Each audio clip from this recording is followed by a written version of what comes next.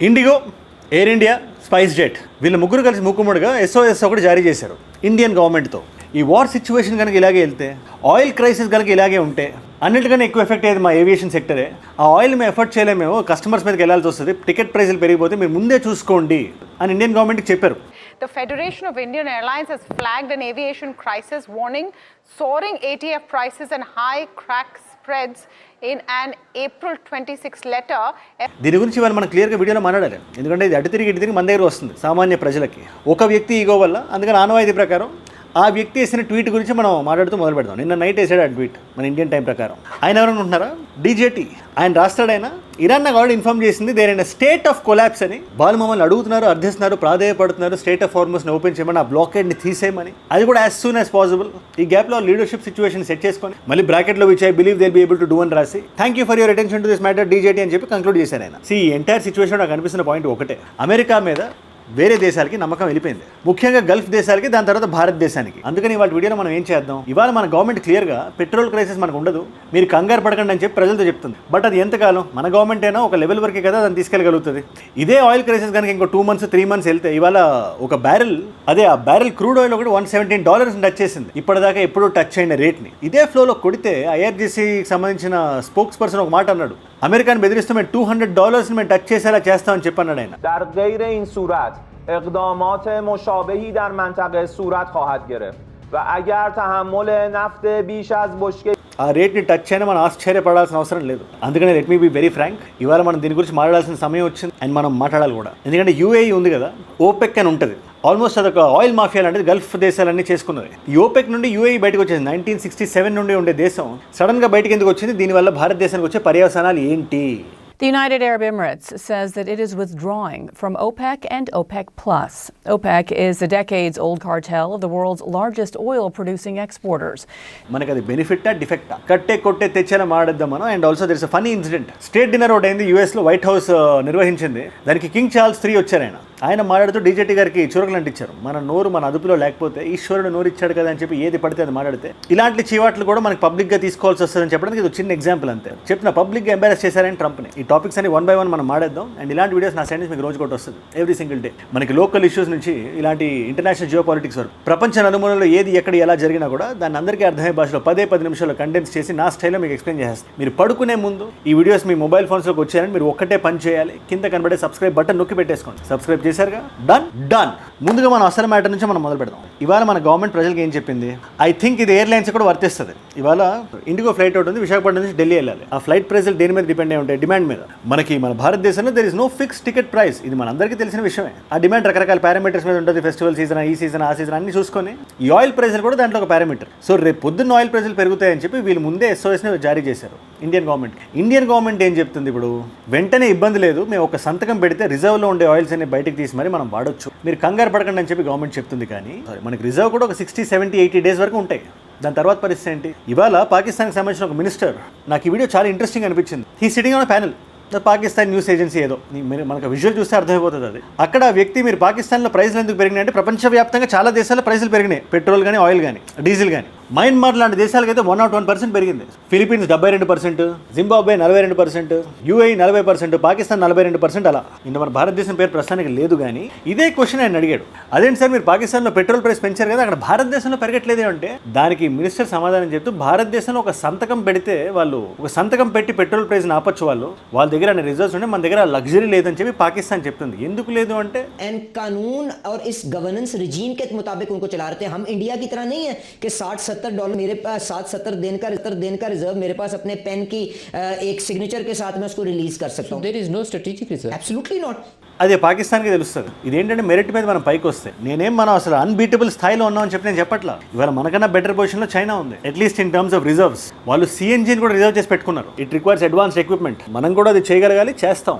But ఇక్కడ world situation ఎలా ఉంది అని చెప్పడానికి పాకిస్తాన్ ఒక ఎగ్జాంపుల్ అంతే. ఈ సిచ్యువేషన్కి భయపడే మన దగ్గర లిమిటెడ్ రిసోర్సెస్ ఉన్నాయని, లిమిటెడ్ స్టోరేజ్ ఉందని ఈ ఫ్లైట్ కంపెనీస్ అన్ని వెళ్ళి గవర్నమెంట్ని అడుగుతున్నాయి. ప్యారలల్గా అక్కడ ఇరాన్కి అమెరికాకి ఏం జరుగుతుంది, ప్రస్తుతానికి సీజ్ ఫైర్ ఉన్నట్టుంది.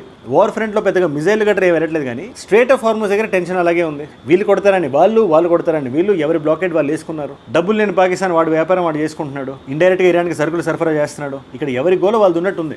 అందుకని ఇరాన్ ఇప్పుడు రష్యాకి వెళ్ళి మాడుతుంది. సయ్యద్ అబ్బాస్ అరాక్చి గారు హీ వెంట మెట్ పుతిన్ గారు, అది ఇండైరెక్ట్ స్టేట్మెంట్ కదా, రష్యా బయటకు చెప్తున్నట్టే కదా అది, ఇరాన్ తరపున మేము మాట్లాడతామని చెప్పి. అలాగే ఆయన బయటకు వచ్చి లేదు ఇరాన్ రెడీగా ఉంది, ఇది ఎవరిది సయ్యద్ అబ్బాస్ అరాక్చి, ఇరాన్ రెడీగా ఉంది, మీరు కానీ గొడవ పడకపోతే మేము కూడా గొడవ పడకుండా ఉంటాం, దయించి మీరు కొంచెం సైలెంట్గా ఉండండి అని చెప్పి ఆయన అంటే, దానికి రెస్పాన్స్గా ఇరాన్ ఏదో అడుక్కుంటుంది, ఇరాన్ ఈస్ బెగ్గింగ్ అనే ఒక కానోటేషన్ తీసుకొని ట్రంప్ గారు ఈ ట్వీట్ వేశారు. ఇక్కడ ఇబ్బంది అదే, ట్రంప్ గారు సైలెంట్ అయిపోయి ఉంటే ఇరాన్ ఏమడిగింది, మీరు జస్ట్ నేవల్ బ్లాకేడ్ ఎత్తేయండి, మేము కూడా ఎత్తేస్తాం, లెట్ ఇట్ బీ కూల్, అందరికీ సామరస్యంగా ఉంటుందని చెప్పి ఇరాన్ ప్లాన్ ఇది. టాక్టికల్ హోల్డ్ అవుట్ పెట్టుకుంటాం, మేము రేపు పొద్దున మా మీద దాడి చేస్తే మళ్ళీ స్టేట్ ఆఫ్ హార్మోస్ మేము చోక్ పాయింట్లో మేము వాడుకుంటాం, బట్ అప్పుడు దాకా అయితే మేము కెలకం. ఇది ఇరాన్ పాయింట్ ఆఫ్ వ్యూ. దాని కొంచెం ప్రశాంతంగానే రెస్పాండ్ అవ్వచ్చిన, కానీ ఆయన అవల. ఇప్పుడు ఇలా కెలికేసరికి అందరి దృష్టి ఎక్కడ ఉందంటే ఇప్పుడు దీని మీద ఇరాన్ ఎలా రెస్పాండ్ అవుతుంది. ఈయన ట్వీట్ ఏదైతే వేసాడో, ఆయన వీడియో బిగినింగ్లో చెప్పాను కదా, చెప్తున్నానుగా, ఒకవేళ ఇరాన్ కానీ బయటకు వచ్చి ఆయన మా ఈగోని హర్ట్ చేశాడు కాబట్టి మేము కూడా మళ్ళీ ప్రతిదాడి చేస్తామని చెప్పి మళ్ళీ ఏమైనా స్టార్ట్ అయితే మళ్ళీ మొదటికి వస్తుంది. అందుకని ఇవాళ ప్రపంచం it's very angry on Trump గారు. ఇవాళ ఓపెక్ బయటికి దుబాయ్ వచ్చిందంటే దానికి కారణం కూడా అదే. ఈ ఓపెక్ ఎందుకు పెట్టారనుకుంటున్నారు? ఈ సంస్థ పెట్టడానికి కారణమే, ఈ organisation of petroleum exporting countries అనే ఈ సంస్థ పెట్టడానికి కారణమే పెట్రోల్ ప్రైస్ని మనం కంట్రోల్ చేయాలి. మనం కానీ ఎక్కువ ప్రొడ్యూస్ చేస్తే దాని డిమాండ్ తగ్గుతుంది, డిమాండ్ తగ్గితే ప్రైస్ తగ్గుతుంది, లేదు ఒక బ్యారెల్ ఎంతకైతే అమ్ముడుపోవాలో అది మనం డిసైడ్ చేయాలి అని చెప్పి గల్ఫ్ దేశాలన్నీ పెట్టుకుని ఒక మాఫియా లాంటిది అనుకోండి. ఆ మాఫియాలో one of the big players is UAE. ఇవాళ యూఏఈకి ఎందుకు కోపం వచ్చింది? 1967 నుంచి ఉంది కదా ఓపెక్లో. సడన్గా యూఏఈ కోపం రావడానికి ఏంటి కారణం? ఇంత కష్టపడి యూఏఈ ఏదైతే పేరు పెట్టుకుందో, మాది safe country, clean country, business friendly country, మీరు ఇక్కడ ఇన్వెస్ట్ చేయండి అని చెప్పి ప్రపంచం మొత్తాన్ని అట్రాక్ట్ చేస్తుంది కదా. అలాంటి టైంలో ఇలాంటి యుద్ధం జరిగితే, మిజైల్స్ యూఏఈలో పడితే, అక్కడ ఒక టెన్షన్ వాతావరణం క్రియేట్ అయితే యూఏఈ పిఆర్ డ్యామేజ్ అయింది.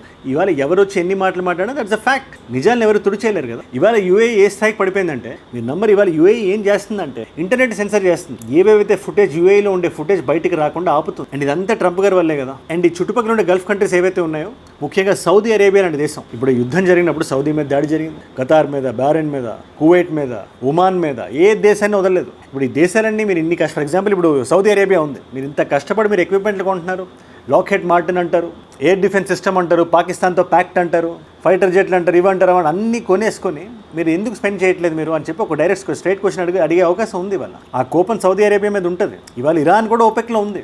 ఏ ఇరాన్ అయితే మిజైల్స్ వదిలిందో యూఏఈలో, సో ఖచ్చితంగా ఆ కోపం ఉంటుంది కదా, ఆ కోపంతోనే బయటకు వచ్చింది. అండ్ ఈ బయటికి రావడం వల్ల భారతదేశానికి ఏంటి అనే క్వశ్చన్ మనందరికీ రావడం సహజం. ఎందుకంటే అల్టిమేట్గా మన ఆ nation should come first. I believe in that, I strongly believe in that. And the answer is simple, it's a benefit. ఎందుకంటే ఇవాళ స్టేట్ ఆఫ్ హార్మోస్ దారి వాడకుండా ఓపెక్ నుంచి యూఏఈ బయటకు వచ్చింది కాబట్టి ఓపెక్ నియమాల్ని ఉల్లంఘించవచ్చు. పలానా నంబర్ ఆఫ్ బ్యారెల్స్ అని కాకుండా ఎన్నైతే అన్ని, ఏ దేశానికైతే ఆ దేశానికి అని, ఆ దేశంలో భారతదేశం కూడా ఉండొచ్చు. ఇవాళ మనం ఒక మంచి ప్యాక్ట్ అవుట్ యూఏఈతో సైన్ చేయగలిగితే స్టేట్ ఆఫ్ హార్మోస్ గుండా కాకుండా సెపరేట్గా క్లీన్ అండ్ సేఫ్ దారిలో డైరెక్ట్గా యూఏఈ నుంచి భారత్కి వస్తుంది. స్టేట్ ఆఫ్ హార్మోస్ దగ్గర యూఏఈ ఉంది, but it has other border డైరెక్ట్గా భారత్కి రావడానికి. దీని మీద మీరేమంటారు నాకు కింద కామెంట్స్ మీరు రాయండి. ఇంకా ట్రంప్ గారు అంటారా, ఈ ఇష్యూ మీద ఆయన ఫీల్ అవుతారు పక్కన పడితే, ఆయన అన్ని ఇష్యూల మీద అన్ని ఒపీనియన్స్ ఉంటాయి. ఆయన అందరినీ అవమానిస్తారు, ఏమైనా మాట్లాడతారు. మొన్న జనవరిలో ఇలాగే యూకే గురించి మాడుతూ ఆయన, ఇవాళ మీరు ఉన్నారంటే దానికి కారణం యూఎస్ఏనే, లేకపోతే మీరు అందరూ జర్మన్ భాష మాడేవాళ్ళు అని చెప్పి ఆయన అన్నారు జనవరిలో. దానికి కింగ్ చార్ల్స్ గారు ఇవాళ వాషింగ్టన్ వచ్చి, ఇవాళ యూఎస్ ఉందంటే దానికి కారణం యూకేనే, అసలు యూకే అనేదే లేకపోతే మీరు అందరూ మాట్లాడే భాష ఫ్రెంచ్ అని ఈయన అన్నారు. If it were not for the United States, European countries would be speaking German. Dare I say that if it wasn't for us, you'd be speaking French. సున్నితాన్ని చురకనుకోండి. ఫస్ట్ ఆయన అన్న పాయింట్ మనం బయటికి తీద్దాం. ఆయన పాయింట్ ఏంటి, World War II టైంలో జర్మన్ వర్సెస్ వేరే దేశాలు ఉన్నప్పుడు అమెరికా వీళ్ళందరికీ హెల్ప్ చేసింది, జర్మనీని ఓడగొట్టింది, తద్వారా ఇంగ్లీష్ అక్కడ ప్రివేల్ అయిందని చెప్పి ఈయన భావన. World War II ఎప్పుడు 1939 to 45. చార్ల్స్ గారు ఇప్పుడు వచ్చి దానికన్నా ఒక 200-300 సంవత్సరాలు ముందుకెళ్ళి, అదే 1775 దాకా ఆల్మోస్ట్ ఈ యూఎస్ దేశాన్ని, నార్త్ అమెరికా మొత్తాన్ని ఇంగ్లీష్ కాలనీస్ లాగా, ఫ్రెంచ్ కాలనీస్ లాగా, స్పెయిన్ కాలనీస్ లాగా ఉండేవి. అప్పట్లో వీళ్ళందరికీ చాలా పెద్ద గొడవ అయింది, యుద్ధాలు జరిగాయి. ఒక 7 సంవత్సరాలు యుద్ధం జరిగింది. ఈ యుద్ధం ఫ్రెంచ్ కాలనీస్కి, ఇంగ్లీష్ కాలనీస్కి మధ్యన ఉండేది. ఫ్రెంచ్ కాలనీస్, ఇంగ్లీష్ కాలనీస్ ఓడగొట్టింది. దీంట్లో భారతదేశం కూడా మన హిస్టరీలో కూడా this will be a part. ఎందుకంటే ఆ టైంలో మనల్ని కూడా వీళ్ళు రూల్ చేశారు, both English colonies and French colonies. ఆ టైంలో ఇక్కడ కూడా గొడవ పడ్డారు. Anyways, coming back to the point, ఆ టైంలో మేము వాళ్ళని ఓడగొట్టాం కాబట్టి ఇవాళ మీరు ఇంగ్లీష్ మాట్లాడారు కానీ లేకపోతే మీరు ఫ్రెంచ్ మాట్లాడుకుంటూ ఉండేవాళ్ళు అని చెప్పి ఆయన తప్పు లేదు. ఈయన అన్న మాటలకి ఈయనకు పడాల్సిందే. దీని మీద మీరేమంటారు నాకు కింద కామెంట్స్ మీరు ఖచ్చితంగా మీరు రాయాల్సిందే. ఎనీవేస్, ఇవాళ మల్టిపుల్ చాయిస్ క్వశ్చన్ మీ అందరికీ. ఈ ఓపెక్ ఉంది కదా, అది ఏ సంవత్సరంలో ఫౌండ్ అయింది, ఎప్పుడు మొదలైంది? Option A is 1959, option B is 1960, option C is 1963, option D is 1967. మీకు సమాధానం తెలిసే కింద రాయండి. తెలుసుకుందాం అనుకుంటే ఇన్స్టాగ్రామ్కి వచ్చేసి ఇక్కడ అజయ్ ఫ్రమ్ ఏజుడ్ అని ఉంటుంది. అజయ్ ఫ్రమ్ అని రాయండి. It's verified profile, tick mark ఉంటుంది, 1+ మిలియన్ ఫాలోవర్స్ ఉంటారు. మీరు టక్ అని వచ్చేయచ్చు. అక్కడ ఇలాంటి వీడియోస్ని రీల్స్లో చూడొచ్చు. నా లైఫ్లో నా చుట్టూ ఏమైనా జరుగుతున్నా, నాకు ఏదైనా వీడియో ఐడియా టాపిక్ మీరు ఇద్దామనుకున్నా కూడా ఇట్స్ అ గ్రేట్ ప్లేస్. డెఫినెట్గా రండి. అక్కడ ఇన్స్టాగ్రామ్లో చాలా విషయాలు జరుగుతున్నాయి. ఓజీ ఫాలోవర్స్ ఎవరైనా ఉంటే మీరు మిస్ అవ్వకండి. అండ్ ఏజుడ్ గ్లోబల్ అని మీ నాన్ తెలుగు ఫ్రెండ్స్కి నా కైండ్ ఆఫ్ వీడియోస్ మీరు షేర్ చేద్దాం అనుకుంటే definitely subscribe and keep. And మీరు ఇక్కడ దాకా ఈ వీడియోలో వచ్చారంటే నా వీడియోస్ మిమ్మల్ని ఆకట్టుకుంటున్నాయి, ఒక వాల్యూ పొందుతున్నారు. Thank you so much for that. మీరు ఇస్తున్న ఈ వాచ్ టైం, మీరు టెన్షన్ ఉంది కదా, ప్రాణం పెట్టి నన్ను పనిచేయడానికి, రోజు నిర్భయంగా మాట్లాడడానికి నన్ను ప్రేరేపిస్తుంది, ప్రోత్సహిస్తుంది. దానికి మీరే నా ప్రేరణ, యో మై ఇన్స్పిరేషన్. ఇన్ఫాక్ట్ మీరు ఇలా డైలీ చూడడం వల్ల ఎంతమంది కొత్త వాళ్ళకి రీచ్ అవుతుంది అనుకుంటున్నారు ఈ వీడియోస్. అలాంటి కొత్త వాళ్ళు మీరు కానీ ఉంటే, నేను వీడియో పెట్టగానే మీ దాకా రావాలంటే మీరు ఒకటే విషయం, ఎందుకంటే వీడియో నేను రోజు చేస్తాను, ఏ రోజు నేను మిస్ అవ్వను, ఎక్కడున్నా మిస్ అవ్వను, ఎలాంటి పరిస్థితుల్లో ఉన్నా మిస్ అవ్వదు. బట్ ఆ వీడియో మీ దాకా రావాలి అంటే మీరు ఒక్కటే చేయాలి, కింద కనబడే సబ్స్క్రైబ్ బటన్ నొక్కి పెట్టేసుకోండి. సబ్స్క్రైబ్ చేశారుగా, డన్. మీకోసం 2 వీడియోస్ పెడుతున్నాను ఇక్కడ. ఈ వీడియో ఇస్ లష్కర్ ఏ తోయిబాకి సంబంధించిన ఒక పెద్ద తలక ఎలిమినేట్ అయిపోయింది. అన్నోన్ గన్మెన్ వచ్చి ఆయన లేపేశారు. దాని గురించి ఎటువంటి ఇన్ఫర్మేషన్ కావాలన్నా క్రిస్టల్ క్లియర్ ఎక్స్ప్లెనేషన్తో ఆ వీడియో ఇక్కడ ఉంది. లేదు అసలు ఈ యుద్ధం ఎలా మొదలైంది అమెరికాకి ఇరాన్కి అంటే ఆ వీడియో ఇక్కడ ఉంది. మీకు ఏ వీడియో ఇంట్రెస్ట్ ఉంటే ఆ వీడియోని చూడండి. నేను మళ్ళీ మిమ్మల్ని రేపు ఇంకో వీడియోతో కలుస్తాను. మనందరం కలిసి పెరగాలి, కలిసి ఎదగాలి. Let us all grow together, let us all rise together. Rise above ignorance, rise above arrogance, rise above hate. ఏజుడ్ అంటే మనం. జై హింద్, జై భారత్, జై ఆంజనేయ. ఓం నమః శివాయ. ఓం నమః శివాయ.